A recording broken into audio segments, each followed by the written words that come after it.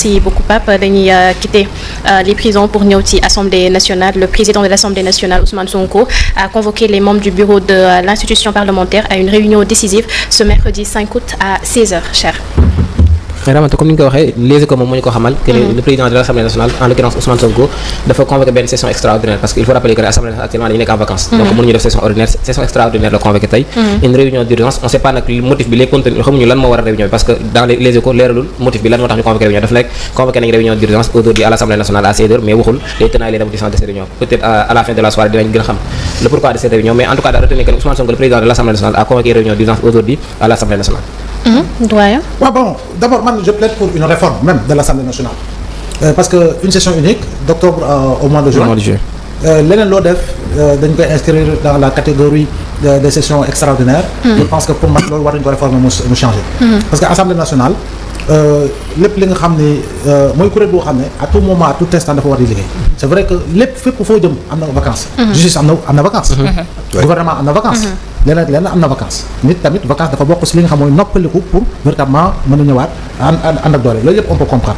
Mais pour man war nañu réformer parce que bu ñu amee assemblée ba tey on parle de session unique d'octobre au mois de juin pour man war nañu xalaataat réformer lépp loo xam ne daal day gën a dëgëral institution pour man lépp loo xam ne day gën a baaxal institution war nañu jëm ci li nga xam mooy wàllu réforme.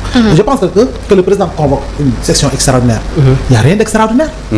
Parce que c'est prévu par les textes te assemblée dafa nekk ci nekk ci liggéeyam. liggéey bi nag na ko askan wi tax a jóg liggéey bi na nekk ci li nga xam ne moom mooy mébétam ci li nga xam mooy defaat te mooy baaxal lépp li nga xam ne en réalité askan wi sas na ko moom assemblée. mooy lan évaluer les politiques publiques. mooy lan contrôler l'action du gouvernement. mooy lan mise en place des commissions d'enquête.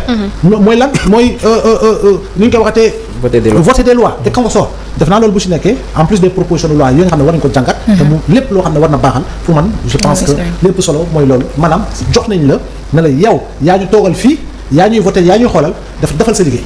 mais kuy def liggéeyam ay la yoon y a rien d'extraordinaire. C'est la chose la plus normale. Voilà. Mais peut-être que le fait que xamuñu but bi moo tax loolu à quoi peut-on s'attendre ci assemblée bi tey. non xam nga d'abord lii nga xam ne génne nañ ko yàggul tuuti. 2 commissions d'enquête parlementaires. ak yeneen yoo xam ne dañuy war a woo ay nit déglu leen ci ay mbir yoo xam ne ay dossiers la. xëy na ci loolu xëy na laa wax. ma loolu la xëy na ci loolu la ñu war a mën a jëm. et je pense que tey ñun yàgg nañu jooytu ñuy dégg mbir yu bari ay commission d'enquête da war na am.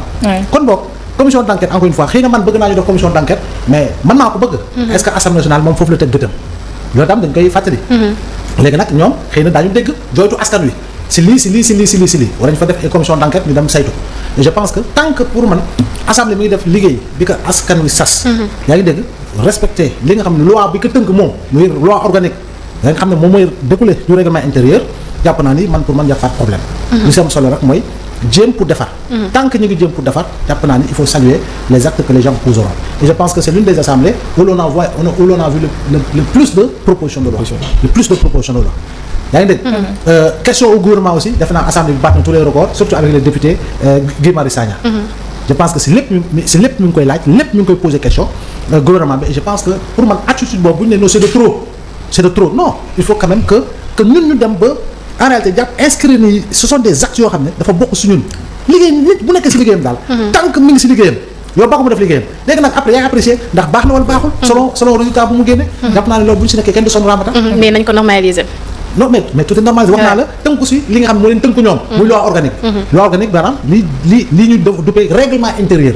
règlement intérieur boobu tant que ñoom ñu nga ca jàpp naa ne amul leen loo xam ne war nañu seddu baaraam. parce que ce n'est pas en violation. de la loi bi nga xam ne moo tax ñu ne assemblée nationale. mais doyen généralement suñu convoqué li ni mel c'est pour examiner ay dossiers yoo xamante ne peut-être c'est urgent wala. waaw xam nga session extraordinaire xam nga session unique bu xasee ba tëj. dañuy jàpp assemblée nationale boo xoolee session unique bu xasee ba tëj. assemblée nationale daawul sax am benn activité. daa député yi ñu ngi dem happiness c'est normal dañuy sonn. ñii ñu ngi dem seen terroir yi. ñii ñu ngi dem saytu yeneen léegi nag bu ñu nee assemblée nationale bi dafay wéy liggéey bi mooy lan war faw nga def session extraordinaire convoqué pour mën a yeggali yenn yi nga xam ne soxla nga ko def. léegi nag c'est en urgence ouvertement c'est inscrit dans les délais yooyu yëpp ñoom ñoo koy saytu. pour xool ko pour man loolu moo ci am solo. et je pense que tey ñun c'est vrai que ñun bon lépp lu ñu yëkkati. dañuy soupçonner Sénégalais lépp lu ñu yëkkati dañuy soupçonner am na y a quelque chose derrière. parce que dañoo tàmm verser dans le complotisme politique malheureusement. dañoo tàmm verser dans la compromission politique malheureusement. mais si véritablement on sent et que l'on voit que mbir yi mi ngi jóg te pourtant te mi ngi créé suscité débat rek. sur le plan national. par rapport à des positions qui sont dégagées pour man c'est bon pour la démocratie. D'accord. Il ne faut pas que l'on ait peur d'aborder certaines questions dans ce pays il faut ñu koy aborder pour mën ko dépasser. tant que aborder ñu yenn question pour mën ko dépasser nous serons toujours dans des positions yi nga xam ne ku si nekk yaa ngi xool di épier sa morom di xool lan lay waajal pour man naka laa koy contrer. je pense que yooyu ñun war nañ see gën. tu vois y a des pays en Afrique de l'Ouest qui sont en train de nous dépasser te ñun bàyyi ñu si xel. Aujourd'hui le Bénin avec Wadagni là. ça bouge hein. Attention ça bouge. Dans d'autres pays en Afrique ça bouge.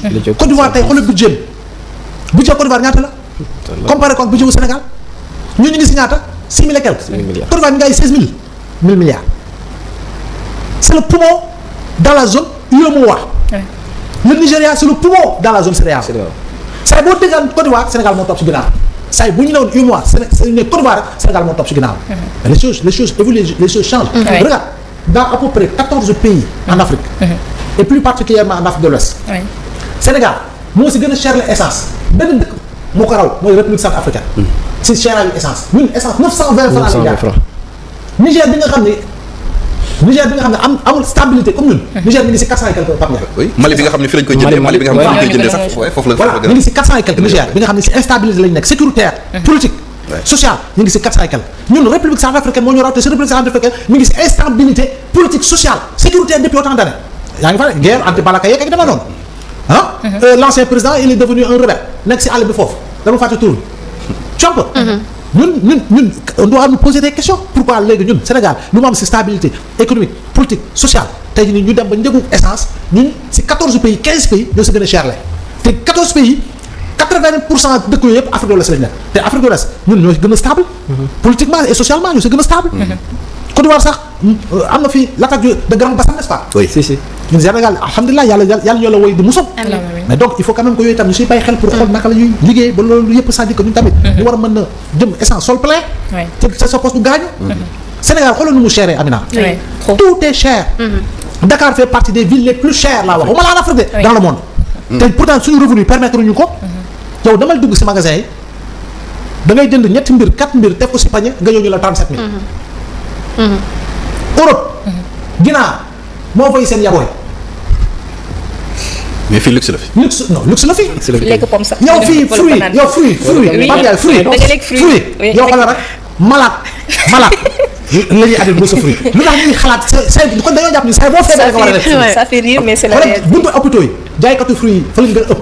parce que jàpp nañu malade la ñu war a yóbbul fruit alors que fruit chaque jour da nga ko war a lekk. ñenn ñi tabaski ba tabaski la ñuy lekk yàpp. ñoom ñu tabaski ba tabaski la ñuy lekk ceeb. waaw nga jël yaa ngi nii yéen ay jigéen ngeen togg ki la yàpp xat junni lay jaar. 5000 dibi jamono ji dibi yoo xam nga ni moos yow maag Pape Ndiaye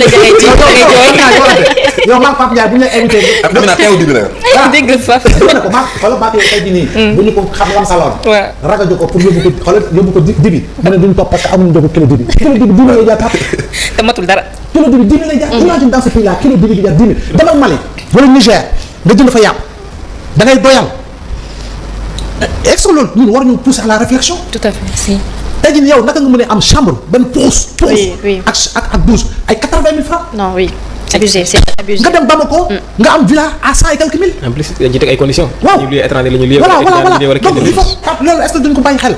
xoolal dund gi nu mu chéré tey école boo am nga doom xoolal li ngay fay si scolarité par weer. xoolal nu mu chéré comparé ko. à d'autres prix dans la sous-région Pape defal un peu truc là. li may wax nii du ay kii la. si bien sûr oui. fii boo fayee ko salaire facture ndox ak courant bu ñëwee nga dee. vraiment. te facture ndox ak courant Senelec wala SDE ñu yàlla dañ may dégg nag Sen'Eau imagine toi ñu ne à payer avant le 24 du mois le 24 du mois Dakar Ndiaye fii Pape maa ngi yow fan la ñuy wutee kaañ pour fay facture. te facture balaa muy ñëw de échéance bi des 2 jours. voilà benn jour te yow wóor na le 24 xalaatoo yow nga ne fayeeku nga fii ñu si bari bokk si liggéeykat yi Sénégal ñu ne la à payer avant le 24 ou avant le 25. est-ce que duñu tenir compte sur tout cela. nañu yërëm Sénégalais yi. il faut quand même ñu xeex pour gën a réduire les prix bi li ñu war a wàññi Pape du dëgg la baax na ceeb diwlin suukar ñu wàññi ko baax na mais am na yeneen intrants yu ñuy soxla chaque jour. di ko utiliser chaque jour war nañu fexe ba nga xam ne effectivement dina wàññi ko mais fii spéculation bi nu muy demee sur le marché c'est exponentiel. c'est exponentiel te ñun dañoo xam complexe ñu Sénégal ñu baal ma marché judo. c'est-à-dire que dafa cher dafa mel ni ñun dafay seral suñu xol man dafa jaaxal dafa cher ba non maa ngi ko jëndee 250 000. dafa cher mooy dafa am qualité c'est-à-dire que loolu dafa mel ni ñu dafa mel ni fierté bu ñuy dégager. bu ñuy wax ni li ma jënd nii li ma sol nii li ma kii dafa cher warut a cher Amina. porte cher. tout à fait. et doyen ba réew na dugg à l'Assemblée nationale démb gis nañ le journal Walf Quotidien bi nga xam ne que ni 6 mois des élections le président n'a pas convoqué le collège électoral nii li nga xam ne moom mooy révision des listes électorales est-ce que tey daje bi nga xam ne Assemblée nationale le président Ousmane Sonko daf ko woo mën na ci jur ay jeexi jaaxa que ne c'est en rapport avec loolu nga xam ne mooy élection yi war a ñëw. ñu xam nga assemblée foofu moom mënu ci dara assemblée leen rek la mën a xaar par exemple président bëgg proroger mandat yaa ngi dégg. mu dem saisir assemblée nationale. ok wala ñu ne président dafa dañu toll si jamono yoo xam président bëgg na dissoudre assemblée nationale il demandera avis du premier ministre et du président de l'assemblée nationale mais si wàllu convocation corps électoral décret la ñuy wax décret. kon boog décret bi si kan la mën a jóge moom si président.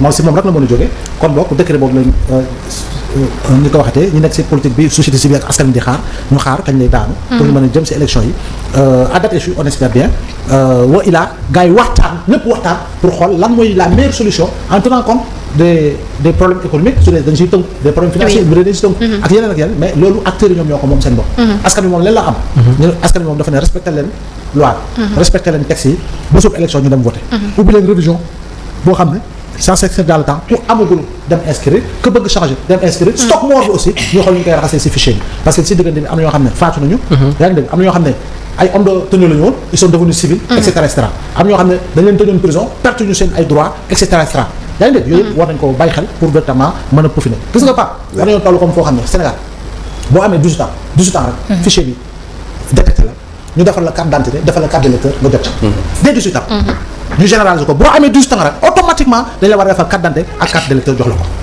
je pense que loolu bu ñu si demee yenn problème ay révision exceptionnelle révision ordinaire ak yooyu yëpp duñ si nekkati effectivement. waaw bu ne lu jëm ci wàllum session extraordinaire bi c'est prévu par les textes. Oui. textes yi ñoo ko prévoir donc foofu moom amul leen loo xamante ne mën nañu leen ci jëm.